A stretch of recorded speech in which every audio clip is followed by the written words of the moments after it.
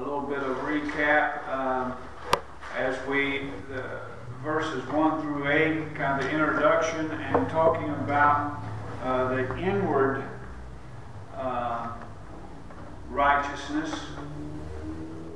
And then verses 9 through 15 show the outward manifestation of that personal and internalized righteousness by our words, by our lips. Then beginning with verse 16 this evening through 23, we see a contrast of behavior and the rewards of the wicked and the benefits of the righteous. Verses 16 through 23 we will look at, and then hopefully we'll get through the remainder of the chapter as well. Verses 16 and 17, look at these two verses. Well, we'll begin reading with verse 16. We'll read through the end of the chapter and then go back and try to cover these verses. A gracious woman retaineth honor, and strong men retain riches. The merciful man doeth good to his own soul, but he that is cruel troubleth his own flesh. The wicked worketh a deceitful work, but to him that soweth righteousness shall be a sure reward. As righteousness tendeth to life, so he that pursueth evil pursueth it to his own death. They that are of a froward heart are abomination to the Lord, but such as are upright in their way are his delight. Though hand join in hand, the wicked shall not be unpunished, but the seed of the righteous shall be delivered. As a jewel of gold in a swine's snout, so is a fair woman that is without discretion. The desire of the righteous is only good, but the expectation of the wicked is wrath.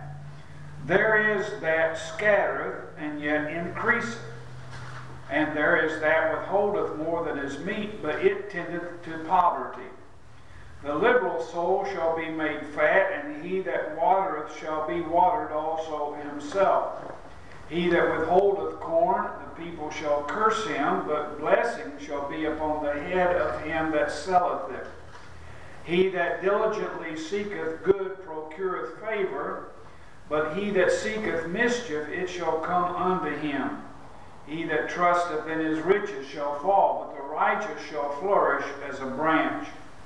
He that troubleth his own house shall inherit the wind, and the fool shall be servant to the wise of heart. The fruit of the righteous is a tree of life, and he that winneth souls is wise. Behold, the righteous shall be recompensed in the earth, much more the wicked and the sinner. So as we begin to look at these verses this evening, and go back and touch upon each of these and their particular thoughts.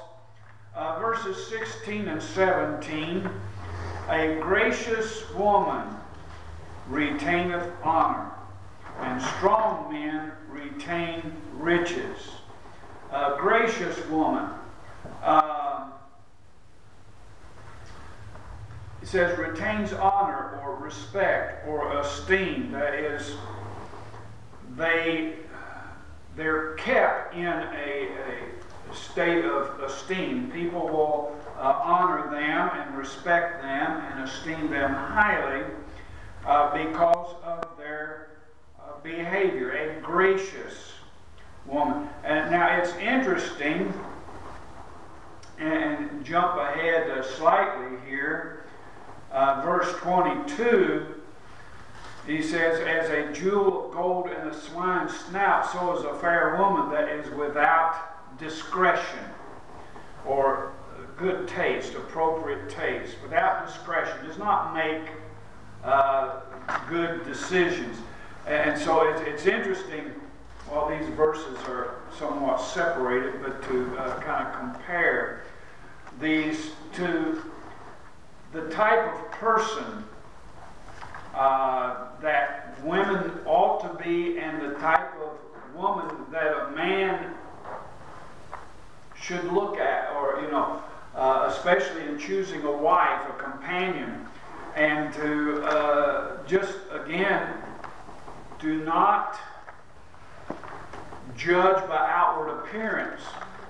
You know, just because, and this could also apply to men, especially in this day and age, as you know, men are lifted up because of their outward appearance. They're strong, they're handsome, they're, you know, this, that, and the other. Women are lifted up because their beauty, outward beauty, and different things. But a person that looks good on the outside, but their heart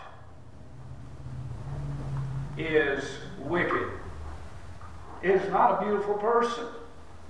You know, don't be deceived by outward appearance. Do not judge based on outward appearance, but have the wisdom to discern what the inward character of the person is like. And that goes back to the first verses that we was talking about that had to do with that internal righteousness, that which is within the heart. And we see how it is manifested outwardly. It's manifested by the words and behavior and things. And so that's what it is setting up here. A gracious woman, one who speaks graciously, one that behaves graciously, that is merciful, as we see here, that and so on. This is the type of person that we should desire to be or desire to be around. And said, in the same way that strong men retain riches, then a gracious woman retains honor.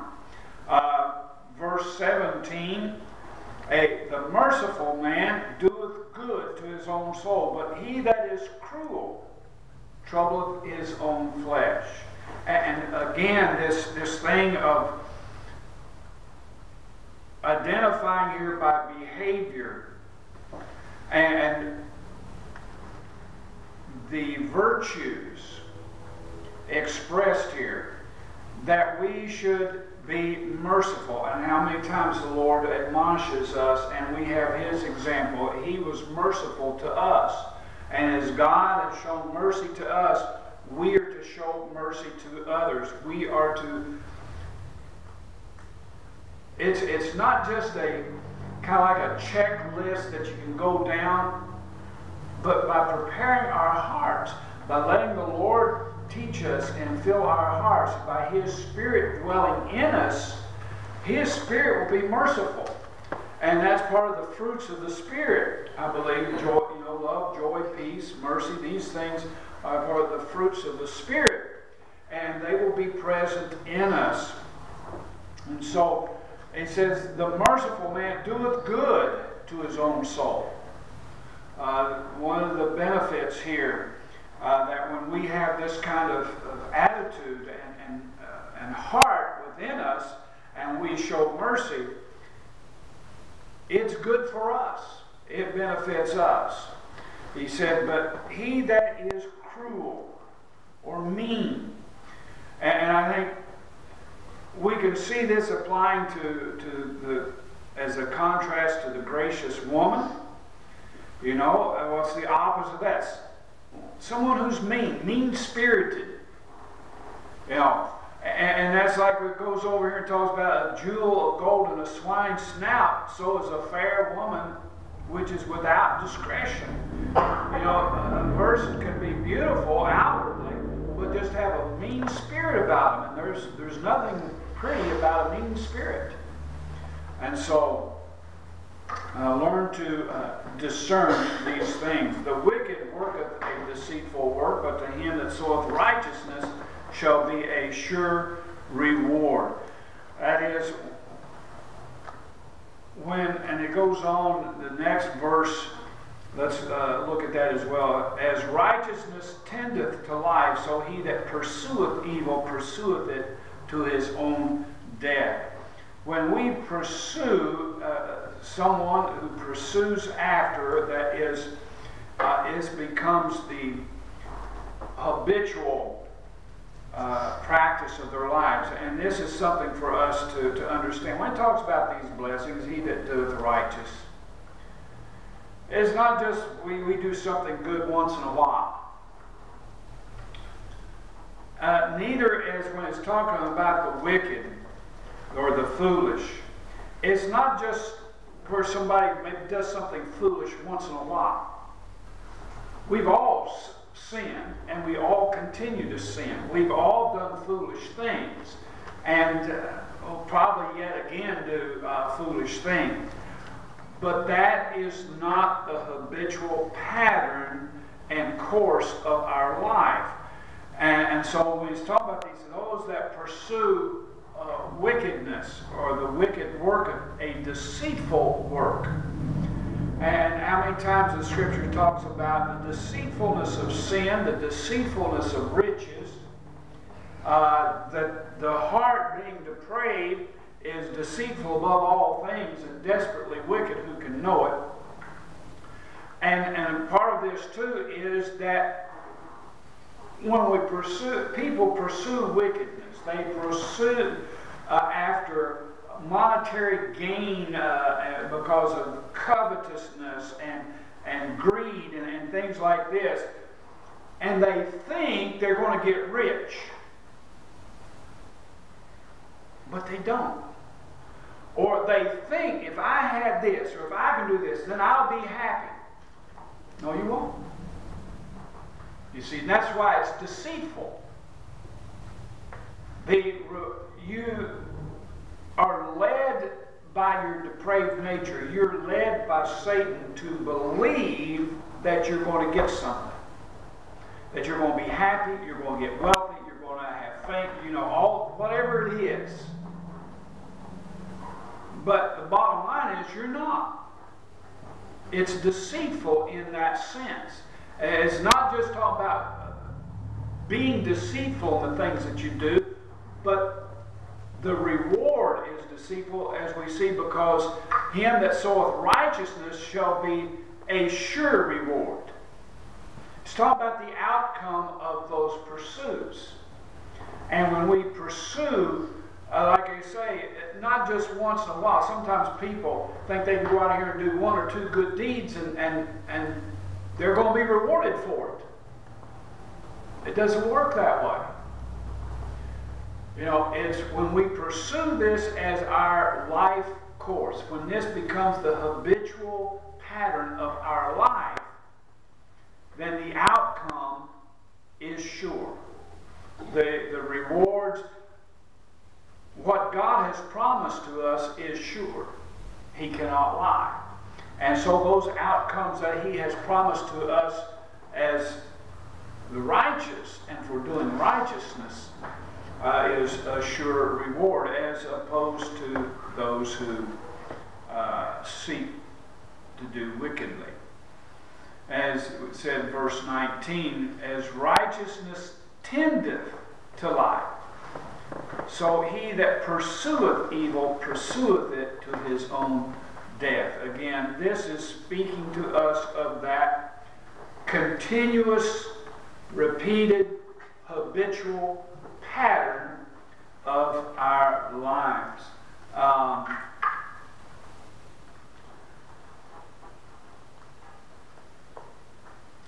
Verses 20 and 22 then, or 20 through 22, 20, 21, 22, they that are of a froward heart, and again, froward has the idea of presumptuous, or, again, wickedness, heart are abomination to the Lord, but such as are upright in their way are His delight.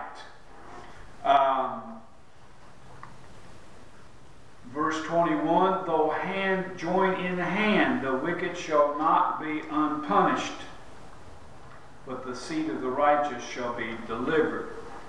And here, a lot of people have the idea, well, everybody else is doing it, the safety in numbers.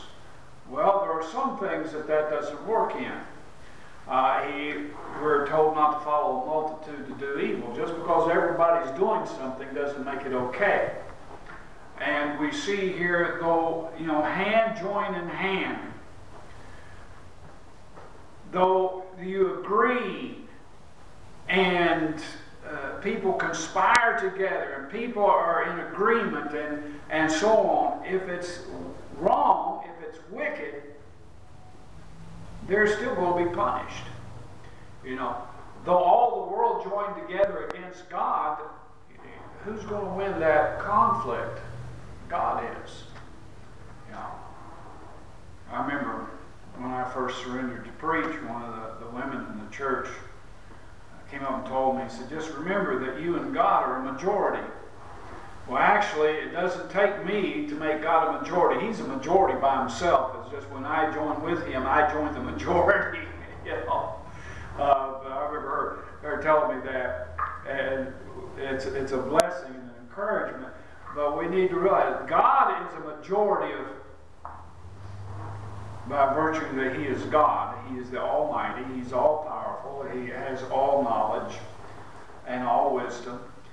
And none can stay his hand. And so all the world join together and be in agreement. God's still going to punish the wicked. We see that in the book of Revelation, a great example of that, when the nations are joined together, and they join together with the Antichrist, with the beast, against Israel, and the Lord comes back to the earth. They're defeated. It doesn't make any difference how many armies they have gathered together, or how many soldiers and whatever. They're defeated. And so whenever it seems like the wicked are in the majority, I see that, you know, they come together and they've arrived at some consensus, whatever it may be. Sin is still sin. And, you know, well, another example, the political correctness and all, that everybody is agreed that homosexuality is okay. They, you know, they can come together, they can pass their laws, and they say it's okay, and if you speak out against it, that's hate speech or whatever.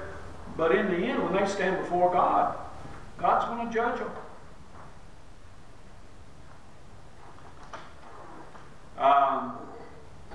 Said, but the seed of the righteous shall be delivered.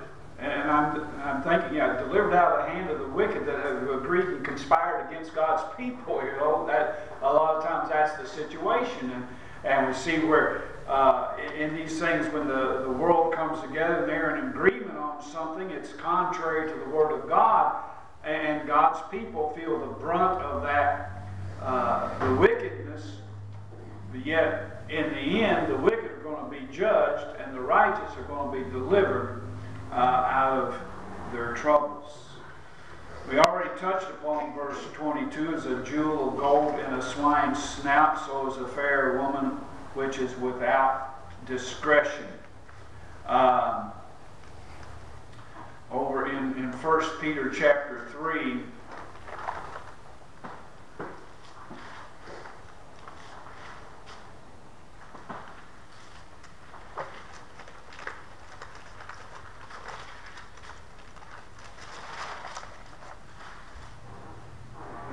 verses 1 through 6, he says, likewise, ye wives, be in subjection to your own husbands, that if any obey not the word, they also may without the word be won by the conversation of the wives, while they be holding your chaste conversation coupled with fear. Whose adorning, and this is the part I wanted to see, the advice here is to godly women. He says here, whose adorning, let it not be that outward adorning of plaiting of the hair and wearing of gold and putting on of apparel, but let it be the hidden man of the heart in that which is not corruptible, even the ornament of a meek and quiet spirit, which is in the sight of God of great price. He said, for after this manner in the old time, holy women also who trust in God adorned themselves, that is, in the meek and quiet spirit, being in subjection to their own husbands, and so on. And not just the idea of being in subjection to their husband, but the whole idea of it's not in the outward beauty, whether it be the actual physical beauty of the individual, or the way they style their hair, or the and makeup, and the jewelry, and the apparel that they put on, and things like that. But the adorning of a right spirit, a meek and quiet spirit. Meekness is not just for women, but that is a virtue and a quality that we all need, as he mentioned there in the Sermon on the Mount. Blessed are the meek. So humility and meekness, these things, the gracious woman and gracious men as well, are those that people will respect and want to be around. You know, a mean-spirited person, no matter how handsome or how beautiful they may be outwardly, no matter how well dressed and how they present themselves in their appearance, a mean spirit is a mean spirit, and it's not pleasing. And so, you know, be warned. Don't be deceived by the outward appearance. Verse 23 said, the desire of the righteous is only good, but the expectation of the wicked is wrath. That which the righteous look for, our hope, our faith. Faith is the substance of things hoped for, the evidence of things not seen. So our hope is in the Lord. Our hope is in, you know, good things. Our expectation, our desire is good. And the things that we desire are good, and the things that we will receive in fulfillment of those desires will be good. He said, but the expectation of the wicked is wrath. That's all they can have to look forward to. Beginning in verse 24, we see a section here in which he's expressing to us another quality that is appropriate, that is beneficial, and that is a virtue that should be amongst God's people. If we would be righteous, if we would be virtuous, the quality of generosity is one of those character traits and virtues that we need to develop. And most things, as we talk about virtue, we talk about character qualities and things like that. These are things that we can develop. We do not possess these things naturally, but we learn them. You know, foolishness is bound in the heart of a child.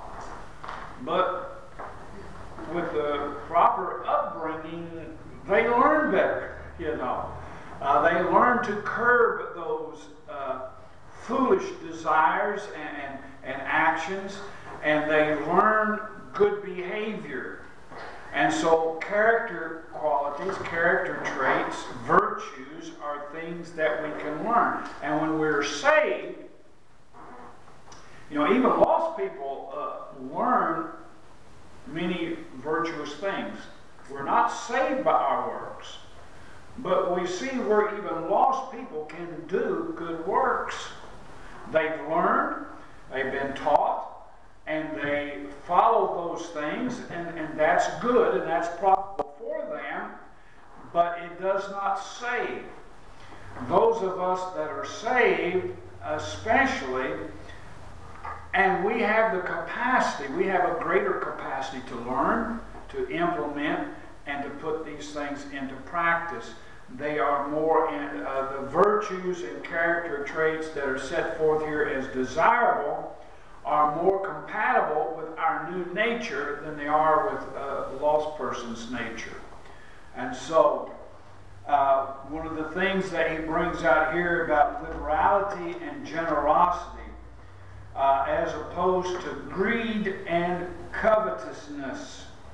That is the opposite of this thing. And so he says here, and he sets forth this principle.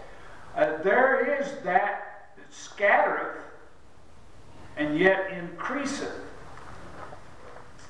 And so, a good example and illustration of this is if you take seed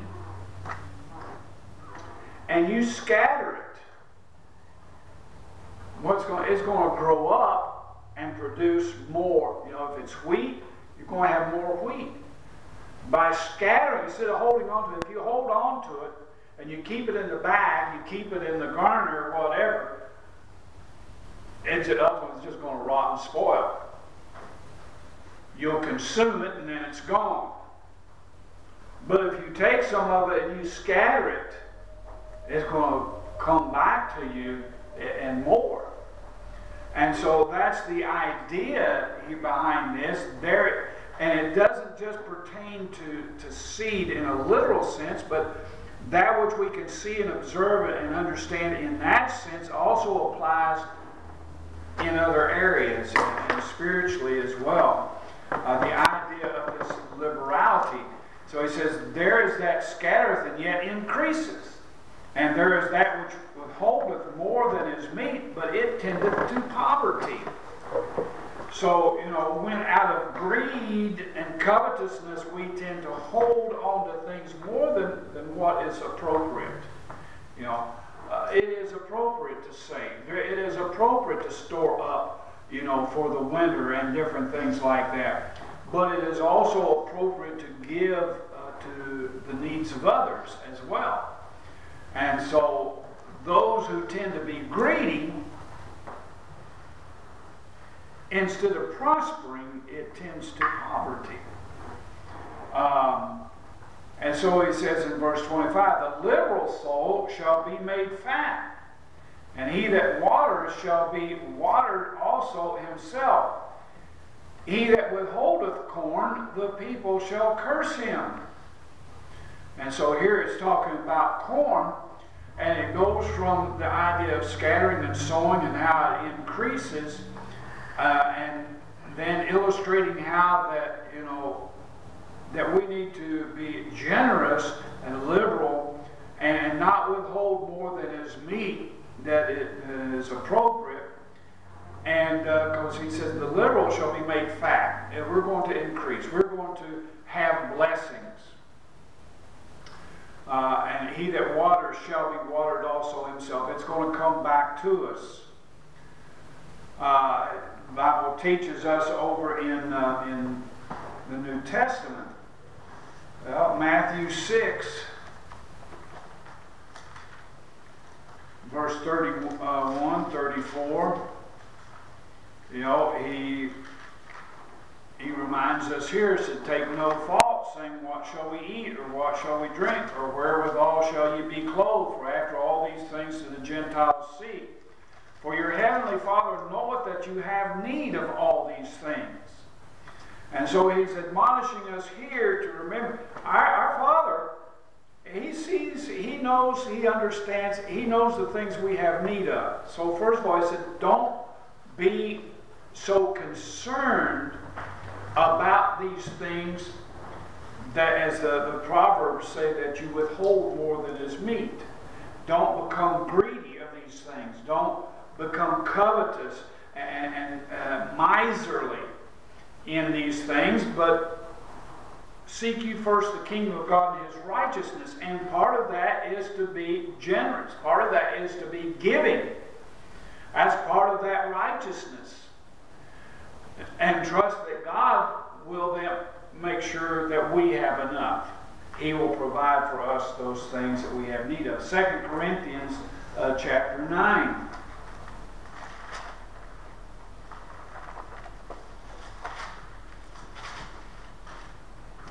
Corinthians chapter 9, verses 6 through 9, said, but this I say, he which soweth sparingly shall reap also sparingly, and he which soweth bountifully shall reap also bountifully. And that's just what he's saying there in Proverbs. Every man according as he hath purposed in his heart, so let him give, not grudgingly or of necessity, for God loveth a cheerful giver. And God is able to make all grace abound towards you, that ye always, having all sufficiency in all things, may abound to every good work.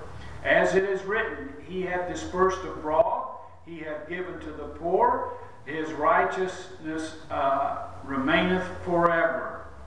And so we see how he applies this here to the giving and dispersing and giving to those that are in need. In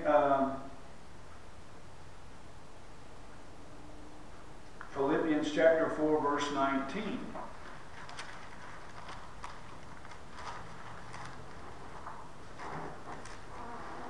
And we are told that my God shall supply all your need according to his riches in glory. So again, as we are mindful of these things, there's that scattereth yet increaseth, and there's that which withholdeth more than is meet, but it tendeth to poverty. And in verse 26, we started this, but I like this, the way this verse is worded. He said, he that withholdeth corn, the people shall curse him. But blessing shall be upon the head of him that giveth it away, that selleth it. And I found that interesting here. And I made a little note there, capitalism. That's not a bad thing. You know, it is okay to sell something for a fair price. You know, when there are things, when they're not necessarily to gouge, not necessarily to raise the price because there is a greater need, but, you know, and that's what he that withholdeth corn, you know, make the price go up, so the people's going to curse him. He said, but blessing shall be upon the head of him that selleth it, that makes it available, you know, for others, that they can benefit from it. He that diligently seeketh good procureth favor. And again, diligently speaks of that pursuit. It is more than just a once in a while act of doing a good deed once in a while. It is that life pursuit. It is that continuous habitual behavior that he's talking about. He that diligently seeketh good procureth favor, but he that seeketh mischief, it shall come to him. That is, mischief shall befall him. He that trusteth in his riches shall fall, but the righteous shall flourish as a branch. And all this is within that idea of generosity and giving that he set forth here. Finally, he that troubleth his own house shall inherit the wind, and the fool shall be servant to the wise of heart. And so the things that we've discussed here, this speaks to those as being wise of heart. In verses 30, 31, the conclusion here.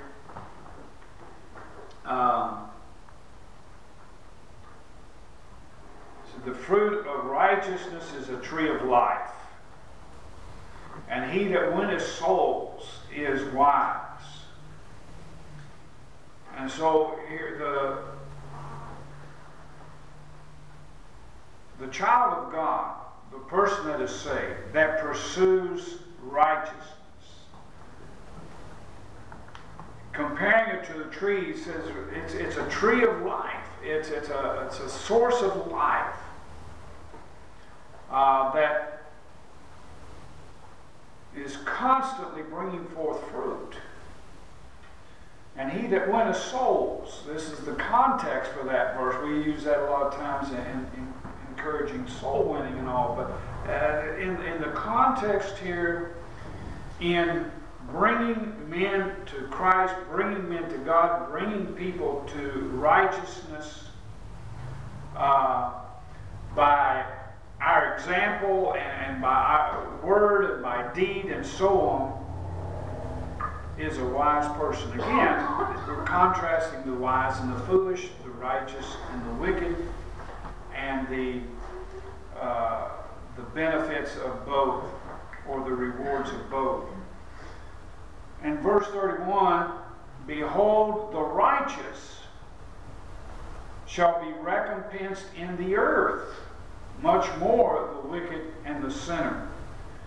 That is our behavior, our way of life, those things that he's described here, that many of those blessings, the rewards, talking about being recompensed, being paid back. You know, he that watereth will be watered himself. He that soweth liberally, shall reap also liberally, and so on. That principle is, that payback, that reward comes not just in eternity, but he says in this life.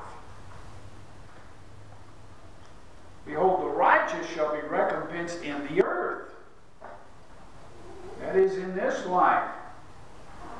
He said, and much more, the wicked and the sinner.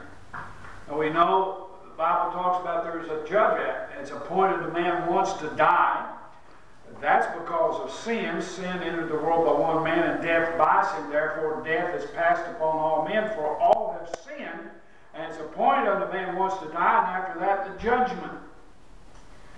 And we think of that as the time, after we've lived our life here, and we go into eternity, and then we'll stand before God, both the righteous and the wicked, and we'll be judged according to our works, and we'll be rewarded then. But there are rewards and benefits in this life. There are consequences in this life for both righteousness and wickedness. And that's what this verse is pointing out. In Psalm 27,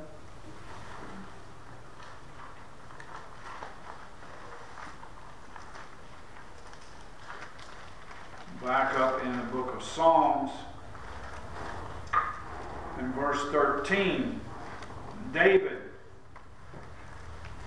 says, I had fainted unless I had believed to see the goodness of the Lord in the land of the living.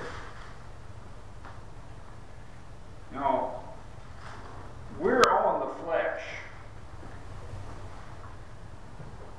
And the Apostle Paul looked at one side of it, says, if we have hope in this life only, we're of all men most miserable. Because of the things we suffer, the things we sacrifice, the things that the self-denial, and all those things that we go through in this life. He points out that the sufferings of this life are not comparable to the blessings and the joy and rewards that we will receive in heaven. But David is also looking at this thing and saying, if it had not been for the hope that I would see the goodness of the Lord and His blessings upon me in this life, I would have fainted. The trials and things of this life, the things that we go through, the things that we endure, would be too much.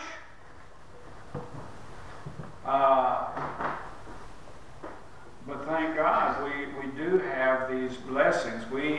God is good to us now. He is good to us every day. Every morning we get up and we ought to pray and to be looking forward to seeing God's goodness to us in some way each day. He is good. Psalm 37 verse 25 is another one where David observes that I have been young and now I'm old. He said, you know, I've lived a long time and I've seen a lot of things. I've experienced a lot of things. I've observed other people. And, you know, I've walked with God and seen how God deals with men in this life. He said, I have been young and now I'm old, yet have I not seen the righteous forsaken, nor his seed begging bread. The goodness of God in this life. Behold, the righteous shall be recompensed in the earth, much more the wicked and the sinner. There are those things that he points out here, that our actions, our words, our behavior, our choices have consequences. Some of them are eternal, but many of them have consequences in this life as well. Poor decisions. And we see in the news just an example of poor decisions and the consequences in this life. How many of these things on Facebook or in the news or different things have you seen where people are posting about kids in the car and they're texting and being distracted, and then they're in a wreck and people are killed, people are injured, you know, because of poor judgment, a bad decision. Consequences were immediate, life-altering, and sometimes affecting people for the rest of their lives. In this life. So remember those things, and sometimes the only thing standing between us and all those things that could happen is the goodness of God. He gives his angels charge over us. He watches over us. He protects us. And he keeps us safe. And that's his goodness here in the earth. And it's every day. And we need to be mindful of that and thankful for those things. And these lessons, as we learn, the wisdom of David, the wisdom of Solomon, that he's giving to us, and God through these men is sharing this wisdom with us, that we might learn how to live a righteous, productive, and protected life. Wisdom to live by. Let us stand together.